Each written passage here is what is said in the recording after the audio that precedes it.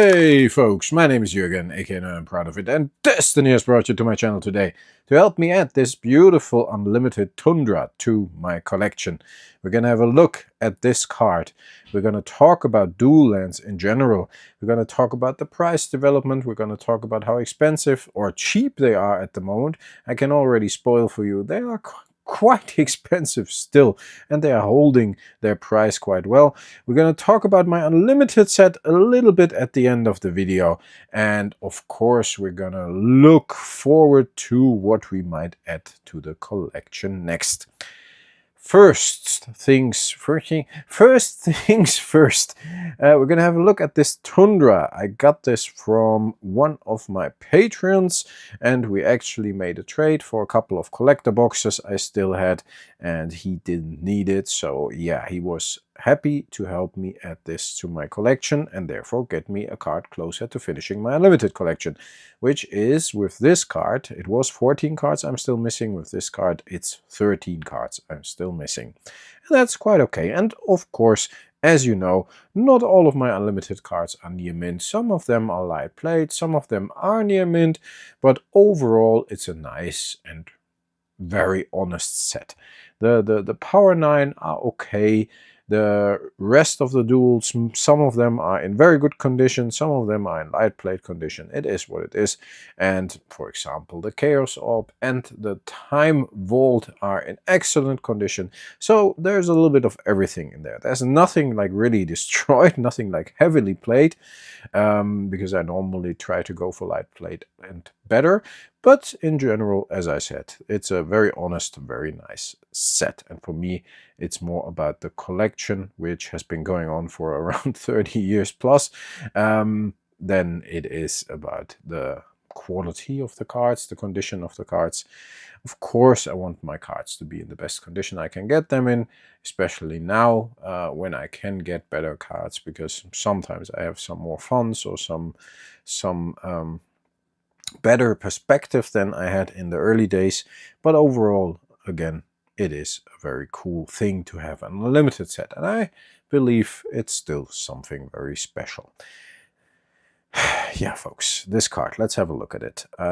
As I said, I got it from one of my Patreons, and I traded it for a couple of collector boxes, which is very, very nice for him, I guess, and very nice for me, of course, because I got the card I want for my collection and he got a couple of collector boxes. So yeah, in the end, I think it was a very fair deal, and overall, I guess that I'm lucky to have nice Patreons and YouTube channel members out there who are willing to support me with helping me out with certain cards I am still missing.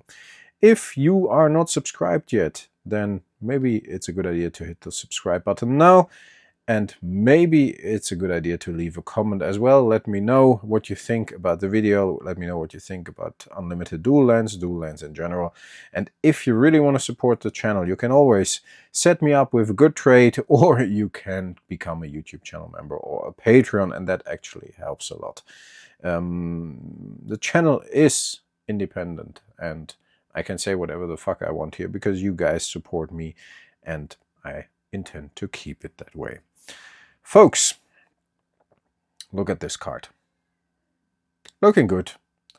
A little rough around the edges. You see on top here, it's a little dirt. It is what it is. I think, generally speaking, a little rough around the edges as well. Pretty off-centered. A little rough around the edges on the back as well. Pretty off-centered. But generally speaking, a very nice card there. I guess it is perfect for my collection. For high-end collector it might not be, but for my collection it fits in very, very well. Of course, I checked it for inking. We can do that again as well. I asked my Patreon to check it for inking too, because that's what I do not want. I don't really like ink cards, and it is not inked, and that is pretty important to me.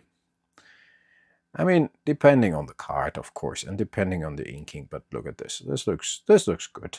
This looks solid and honest. I made the light test as well. I checked out the red dots. Very, very original, very honest card. Definitely not a fake, and I'm very happy about that, of course. Yeah, you at a certain point know by the look and feel of a card if it's okay or not. Let's get it into the inner sleeve. You know, I double sleeve most of my cards, at least the cards I keep for the collection. And then I don't have to handle it. I washed my hands before with soap, of course, then I don't have to handle it without any sleeve or whatever. Folks, cards like this. I mean, you know, I got my set of duels, revised duels. I'm very close now to get my 10 unlimited duels. If you look at the market, I don't know if you have looked recently, but these babies are holding steady. These are holding up well. The prices are not exploding.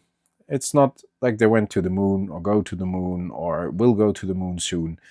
But to be honest, it somehow is kind of okay, kind of steady, kind of a little uptick here and there, depending on the card, of course. Every dual land with a blue mana symbol in there, with an island symbol in there, is a little more valuable than the ones without. If you look at the tropical island, it's, I think, the second most valuable card. Volcanic Island, which I'm still missing, is very valuable. Oh, what happened to the camera, folks? Nobody told me. It wasn't such a big problem, of course, but I'm sorry for that. Really weird. Okay, let's recenter the binder a little bit. Get the keyboard out of the way. No, Volcanic Island is the one that is probably the most expensive one, then Tropical, then Underground Sea, and then the Tundra. I'm still missing the Volcanic. We're gonna add the Tundra to the collection, which is awesome, of course. I'm still missing the Scrubland, which shouldn't be that difficult to get, but I didn't come across one that was to my liking yet, price-wise and condition-wise. Dual lands are and always will be the cornerstone of every Magic the Gathering collection. Every deck that can use dual lands, every format that is allowed to use dual lands profits from having dual lands in the deck, in the format. They are such good cards because they provide you 2 mana, not 2 mana, they provide you 1 mana, but of the choice of 2 mana colors. And in the end, that always is fantastic if it does not have any drawbacks, which the normal original dual lands do not have.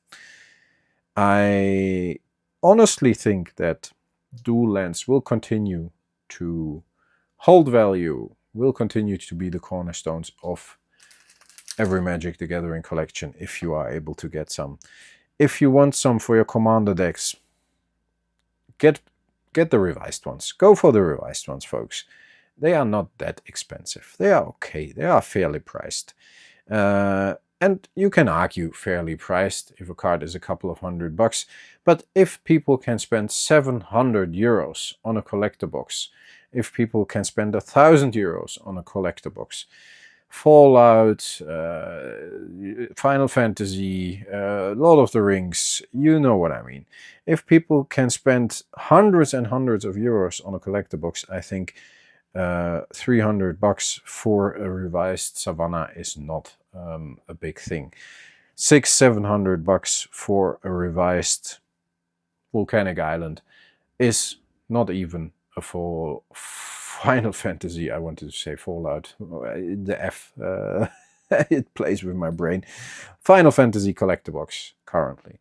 So yeah, it just depends what you like more. I'm not saying if you're not into old cards and if you are a player that just recently started and does not have any nostalgic feeling with these cards, you should get the Final Fantasy box or you should get the dual land.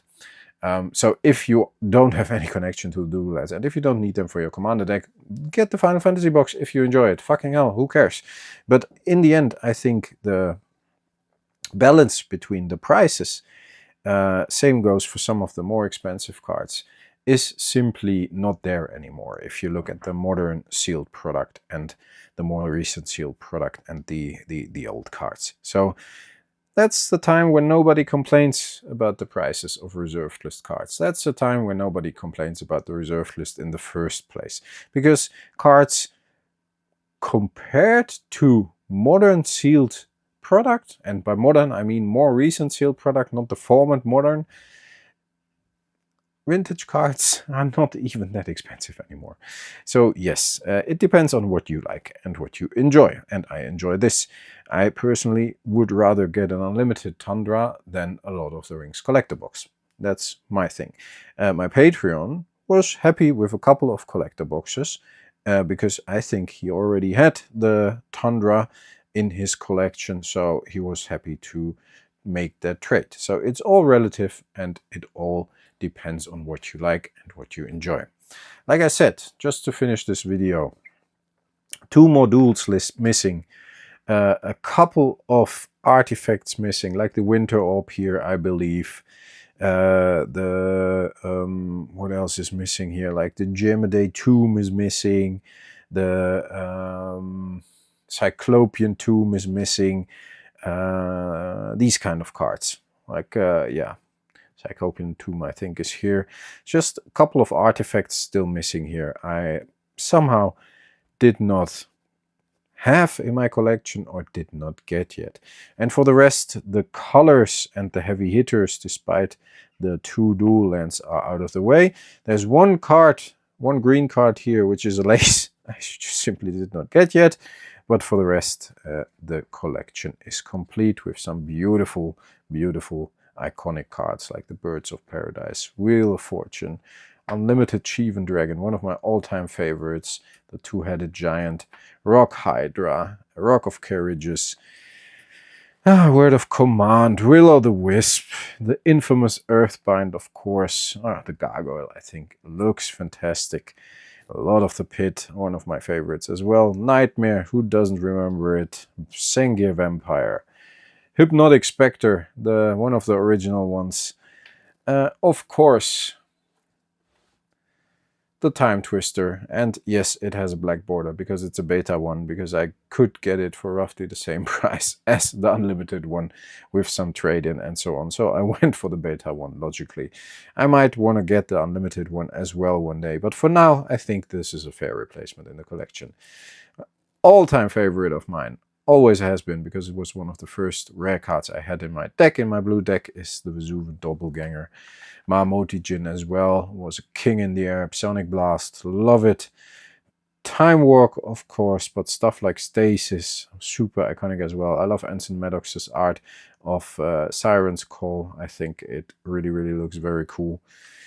Yeah, so many iconic cards in here. Copy Artifact, Counterspell, Savannah Lion, Sarah Angel, Swords to Plowshares, Ancestral Recall, of course, Air Elemental, love that card, always have. Crusade, don't look at it, folks, don't look at it. Yeah, so the set, more or less, is finally moving towards completion. I think the 2 remaining duels are what I want to tackle next, and maybe a couple of the artifacts, I hope, like the Meek Stone and so on. That should be like $30, right? So it's not too crazy. I hope I can find them somewhere. In the meanwhile, folks, again, leave me a comment, leave me a like. If you have not subscribed yet, then yeah, consider to subscribe if you liked the video. I took it a bit slow today. Mainly talked about the dual lands and the status and price development and these kind of things. I hope we can add 1 or 2 or 3 more cards to the unlimited set soon. Stay healthy, stay frosty. Thanks a lot for listening. I'll talk to you next time. Bye bye.